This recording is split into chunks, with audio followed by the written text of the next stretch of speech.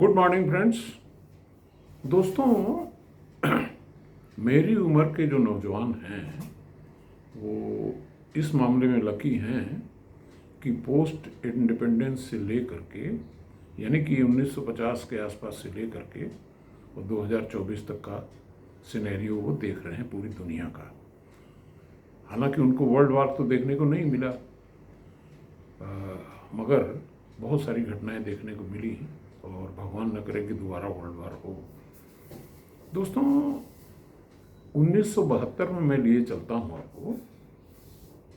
उस समय वैश्विक पटल पर 3 बड़ी प्रोमिनेंट महिलाएं थीं राष्ट्राध्यक्ष के रूप में।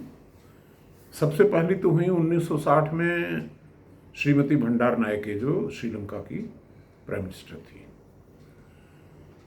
दूसरी गोल्डा मेयर, जो इजराइल का चार्ज जिन्होंने संभाला था।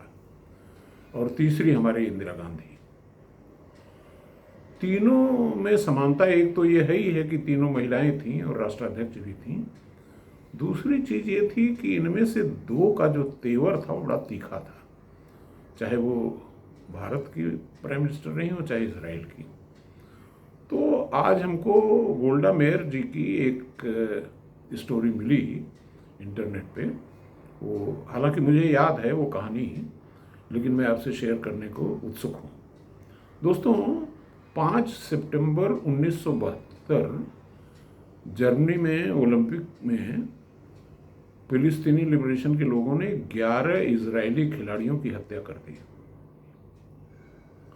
गोल्डा मेयर उस समय इजराइल की पीएम थी। उन्होंने 48 घंटे के अंदर सीरिया और लेबनान में अपनी आर्मी लगा के 200 आदमियों को मार डाला। उसमें आतंकवादी ज़्यादा थे और कुछ सिविलियन भी मारे हुए होंगे नेचुरली। लेकिन गोल्डा मेयर यहीं शांत नहीं बैठी। पूरा इजराइल रो रहा था, लेकिन वो अपनी छाती नहीं पीट रही थी, वो रिवेंज में थी।